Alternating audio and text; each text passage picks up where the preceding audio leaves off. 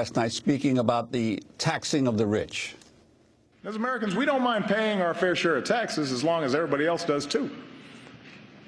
But for far too long, lobbyists have rigged the tax code with loopholes that let some corporations pay nothing while others pay full freight. They've riddled it with giveaways that the super rich don't need while denying a break to middle-class families who do. This year we have an opportunity to change that. Let's close loopholes so we stop rewarding companies that keep profits abroad and reward those that invest here in America. Let's use those savings to rebuild our infrastructure and to make it more attractive for companies to bring jobs home. Let's simplify the system and let a small business owner file based on her actual bank statement instead of the number of accountants she can afford.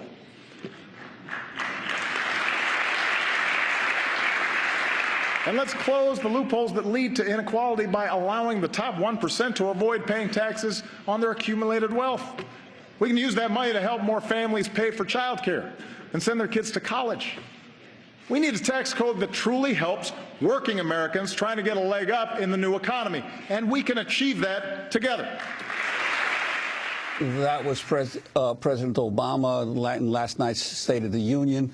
David Cay Johnston, it seems to me that this was perhaps, at least on the domestic front, his most avowedly populist presentation in terms of on the spending front and at least on raising the issue of taxes. But what in the reality, given the fact that there's a Republican majority, can he expect to happen this in the coming year? And also, what about this tax debate that will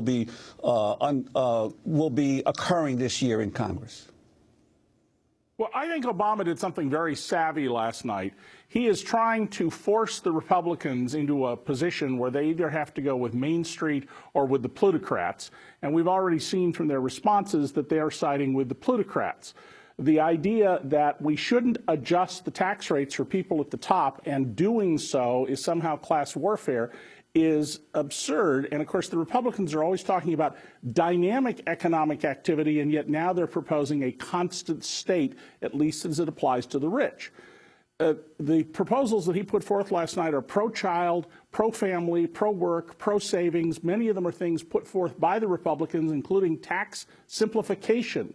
And yet the Republicans rejected this out of hand. So what Obama was really doing, Juan, was setting up the 2016 election. Now, this could be turned against him by the Republicans. My column in Al Jazeera America this morning is about how if the Republicans were savvy about this, they'd take the bill that will be introduced with these proposals by one of the Democrats, strip out the tax increases for those at the top, pass it, and then put the president in the position of having to veto a middle-class tax cut. But keep in mind, you're seeing Republicans opposed to lower taxes and tax relief for middle-class Americans. So in that sense, politically, he's been quite successful, I think, in the talk he gave last night. And how would taxing the rich work, David Cay Johnston? Well, he's proposing two key elements. One is to end what's called step-up in basis. If you inherit stock that has never been taxed, it's received by you at its current value. You can sell it and pay no taxes. And this is the single most important element by which the very wealthy perpetuate their wealth from generation to generation, so that it's not merit and hard work, which the Republicans talk about all the time, that creates a lot of the wealth at the top. It's who did you pick to be your parents. The second thing the president is proposing is that for those people in the top 1/2 of 1%, and almost all the money would be paid by the top 1/10 of 1%, people who make over $2 million, that their capital gains tax rate be at the Ronald Reagan rate of 28%. And Republicans are saying that that's outrageous. Well, I'm sorry, they're always telling us Ronald Reagan is a saint. I think it's ideologically difficult to make the argument that we shouldn't have a 28% tax rate, particularly when surveys are showing two very important things about the disconnect between Republican congressional leaders and Republicans. More than half of Republicans in one poll and around 40% in others favor higher taxes on people with $1 million plus incomes. 53% of Republicans in one case said the tax rate should be 50% on your income above $1 million. and 3 out of 4 Republicans want to increase Social Security benefits. Well, congressional Republican leaders are focused on trying to dismantle those benefits. On Tuesday, Senator Orrin Hatch, chair of the Finance Committee, said President Obama's plan to raise taxes on wealthy Americans in order to help the middle class amounted to class warfare. In remarks prepared for a speech to the U.S. Chamber of Commerce, he wrote, quote, "This plan appears to be more about redistribution with added complexity and class warfare, directed at job-creating small businesses than about tax reform." David Cay Johnston, your response. Well, I'm with Warren Buffett on this one.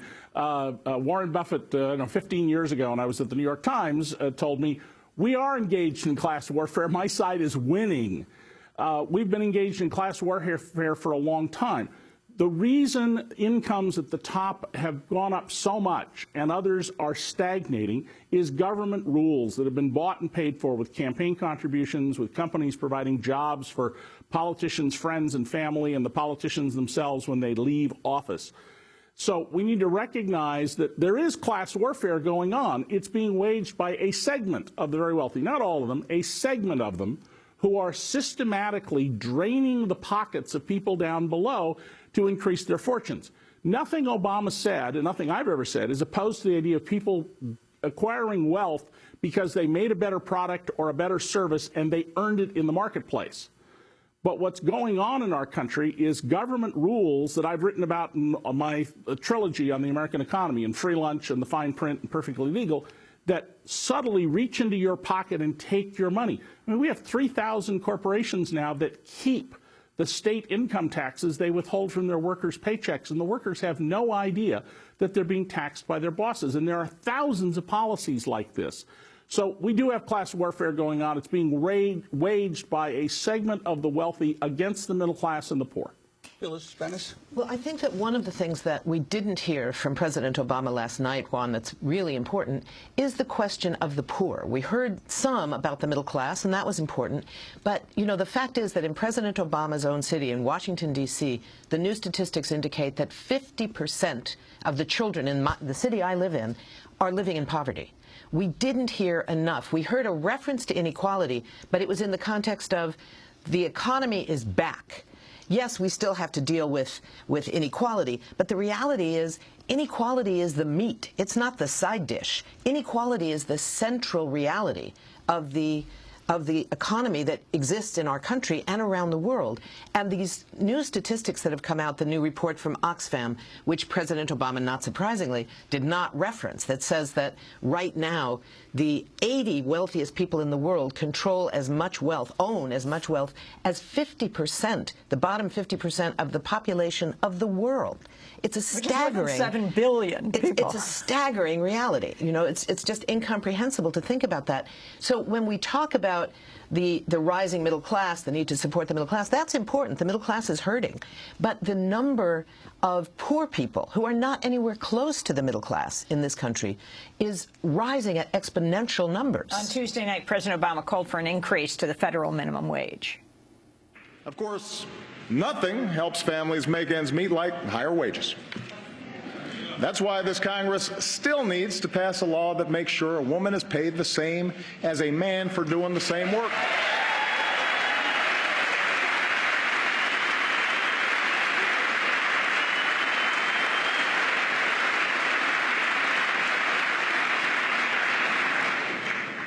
I mean, it's 2015. It's time. We still need to make sure employees get the overtime they've earned. And everyone in this Congress who still refuses to raise the minimum wage, I say this. If you truly believe you could work full-time and support a family on less than $15,000 a year, try it. If not, vote to give millions of the hardest working people in America a raise. That was President Obama last night in a State of the Union address. Ralph Nader, the subtitle of Unstoppable, your new book, The Emerging Left-Right Alliance to Dismantle the Corporate State. Can you weave this into it, talking about increasing the minimum wage and taxing the rich? Do you really see a left-right alliance here? Oh, definitely. Obama simply isn't credible on minimum wage. When he ran in 2008, he said $9.50 by 2011, never said anything or did anything for the first 4 years of his term. Then when he started talking about it, it wasn't really serious. He spent a lot of days before the last election last year running around raising money from high wealthy salons and didn't spend the time, as Senator Reid wanted him to, on pushing the minimum wage and nationalizing the issue and making it a cutting edge against the Republican. It is a left-right issue, Amy.